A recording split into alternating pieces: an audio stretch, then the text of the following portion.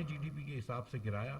اس سال بھی وہ پرانے جی ڈی پی کے حساب سے بھی ہمارے برابر نہیں آ رہے تھے، لیکن اس سال نئی جی ڈی پی کے حساب سے 8.6% ہے. یہ کسی بھی آپ خودداری کی بات نہ کریں اگر آپ ٹیکس نہیں جمع کر سکتے. اگر آپ کو ہر جگہ دوسرے ممالک میں جا کے پیکیجز لینے ہیں، دوسرے ممالک سے انٹرسٹ لینا ہے، تو پھر خودداری کی بات نہ کریں. دونوں چیزیں ایک ساتھ نہیں ہو سکتی ہیں. اگر آپ اپنی معیشت کے حجم کا 9% بھی ٹیکس نہیں دے رہے، 8.6% ٹیکس دے رہے ہیں، تو پھر خودداری کی بات نہ کریں آپ.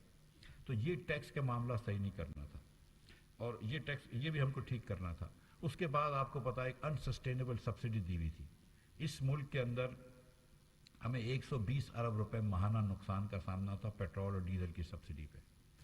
حکومت چلانے کا خرچہ 40 ارب روپے ہے مہینے کا، پوری سول گورنمنٹ چلانے کا، اور صرف پیٹرول اور ڈیزل کی سبسڈی 120 ارب روپے کی ہم دے رہے تھے، جو کہ ایوریج سے امیر لوگوں کو ملتی ہے. وہ بینکرپٹ کر دیتی ملک کو.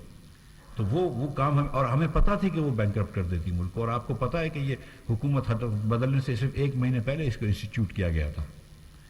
تو یہ اس کا تدارک کرنا ضروری تھا، اس معاملے کو چینج کرنا ضروری تھا، اس کے حالات کو چینج کرنا ضروری تھا.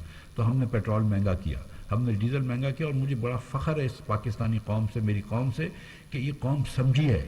یہ قوم پاگل نہیں، یہ سمجھی ہے کہ یہ حکومت کو دشواری تھی، ملک خدا نخواستہ دیوالیے پن کی نیچ پہ تھا، اس لیے یہ کام کرنا پڑا. اور غریب لوگوں نے ہمارا ساتھ دیا ہے. اور جب غریب لوگوں نے ہمارا ساتھ دیا تو پھر ہم امیر لوگوں کو بھی ٹیکس نیٹ میں لے کر آئے. اس سال اگر ہم نے امیر لوگوں کے اوپر ٹیکس لگائیں، سپر ٹیکس لگائیں، تو میں نے وزیر اعظم کے بیٹوں کی فیکٹریوں پہ بھی ٹیکس لگایا ہے، میں نے اپنی فیکٹری پہ بھی ٹیکس لگایا. تو میں بھی ٹیکس دے رہا ہوں، وزیر اعظم بھی زیادہ ٹیکس دیں گے، ان کے بیٹے بھی زیادہ ٹیکس دیں گے، اور پوری قوم سے اب پھر ہم جا کے قربانی مانگ سکتے ہیں کہ چلو آؤ اس قوم کو آگے لے کر جانا ہے، خود کفیل بننا ہے، خوددار بننا ہے، تو پھر مل کے اس میں ٹیکس دو. 8.6% ٹیکس جو ہے وہ کافی نہیں ہے.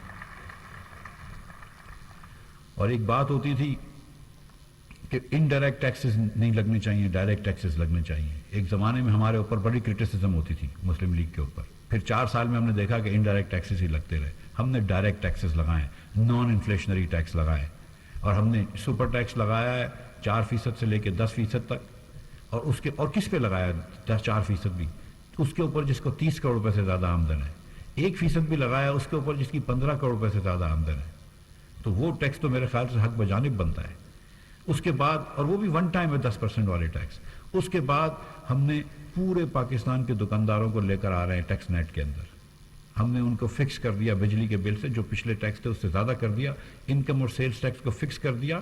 اور آنے والے دنوں میں بلڈرز کو بھی لے کر آؤں گا ٹیکس نیٹس میں، ریل اسٹیٹ ایجنٹس کو بھی ٹیکس نیٹ میں لے کے آؤں گا، کار ڈیلرز کو بھی ٹیکس نیٹ میں لے کر آؤں گا، فرنیچر والوں کو سب کو ٹیکس نیٹ میں لے کر آؤں گا. اور میں ابھی اسلام آباد چیمبر کے صدر کو کہہ رہا تھا کہ مشکل نہیں کروں گا ان کے لیے، آسانی ہو جائے گی، فکس ٹیکس ہوگی، لیکن ٹیکس نیٹ میں آنا ہے. اگر آپ نے بات کرنی ہے کہ پاکستان کو خود کفیل بننا ہے تو پاکستانیوں کو اس کے اندر اپنا حصہ ڈالنا ہوگا، اور امیر پاکستانیوں کو ضرور اپنا حصہ ڈالنا ہوگا. اس سال یہ سب کرنے کے بعد میں آپ کو یہ بتا رہا ہوں کہ ہم ٹیکس اور لیوی کی مد میں 33% زیادہ پیسے لیں گے جو لاسٹ ایئر لیے تھے. I think that is a remarkable achievement. اگر ہم یہ کر لیں کہ جتنے پیسے ہم نے لاسٹ ایئر لیے تھے اس سے 33% زیادہ لیں گے، 1/3 پیسے زیادہ لیں گے انشاءاللہ تعالی. اور ساتھ ساتھ یہ بھی بتا دوں آپ کو کہ جو پرائمری ڈیفیسٹ اس سال 1600 ارب روپے کا تھا، اور میں آپ کو یہ تھوڑی سی سٹوری دے دوں اگر 1 سیکنڈ کے اندر، کہ فروری کے اندر جب چھٹا ریویو ہوا تھا IMF کا، تو IMF اور حکومت پاکستان کا ایگریمنٹ تھا کہ 25 ارب روپے کا ڈیفیسٹ ہوگا. پرائمری ڈیفیسٹ صرف 25 ارب روپے کا ہوتا ہے. پرائمری ڈیفیسٹ وہ ہوتا ہے جو ڈیفیسٹ میں سے اگر آپ سود نکال لیں. تو پرائمری ڈیفیسٹ 25 ارب روپے کا ہونا تھا، اور ہوا کتنے کا ہے؟ 1600 ارب روپے کا. 25 ارب کی آپ نے بات کی تھی اور آپ کی اتنی سلپیجز تھی کہ 1600 ارب تھا، اور جب ہم آئے تو اس سے بھی زیادہ ڈیفیسٹ تھا جس کو ہم نے کم کیا. IMF سے ان کی بات ہوئی تھی کہ اس سال شروع میں بات ہوئی تھی کہ پازیٹیو کرنا ہے، کرنا ہے، تو ہم پازیٹیو کرنے کی طرف جا رہے تھے. اس سال ہم کو پازیٹیو کرنا پڑا، تو ہم انشاءاللہ تعالیٰ اس ڈیفیسٹ کو 2500 ارب کے ڈیفیسٹ، 1600 ارب کے ڈیفیسٹ کو 152 ارب روپے کے پازیٹیو میں لے کر آئیں گے.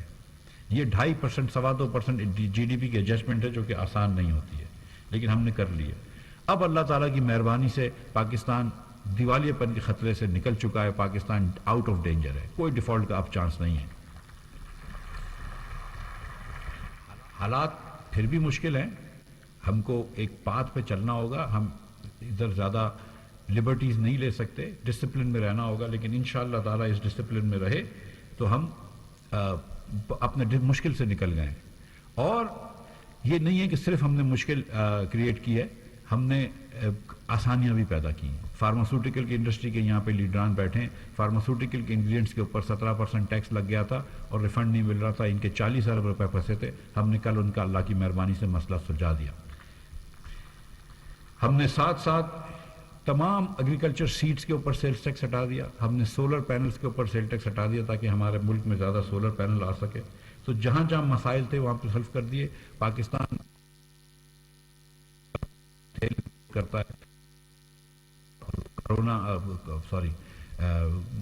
کاٹن سیڈز کے اوپر، دیگر سیڈز کے اوپر ہم نے وہ دیے، ان کو انسینٹیو دیے تاکہ انشاءاللہ تعالیٰ آئل سیڈز یہاں پہ پیدا ہو، تو اس سے بھی فائدہ ہوگا. تو آپ دیکھیں گے کہ آنے والے دنوں کے اندر پاکستان جو ہے وہ اللہ نے چاہا تو بہتری کی طرف جائے گا. جو مشکل فیصلے کرنے تھے وہ کیے ہیں، اور اگر آئندہ بھی کوئی مشکل فیصلے کرنے ہوں گے تو ضرور کریں گے. ہم ہمیشہ پاکستان کی معیشت کو، پاکستان کی سلامتی کو اپنی سیاست پہ ترجیح دیں گے، یہ ہمارا آپ سے وعدہ ہے. اور انشاءاللہ تعالیٰ کسی مشکل فیصلے سے دریغ نہیں کریں گے، لیکن پاکستان کو انشاءاللہ آگے لے کے جائیں گے. اور جو صاحب کی لیگیسی جو پرائم منسٹر چاہتے ہیں کہ پاکستان ایک جرنی پہ سیلف ریلائنس کی ہوگا، اس پہ ہر روز آگے بڑھتے رہیں گے. بہت شکریہ آپ لوگوں کا.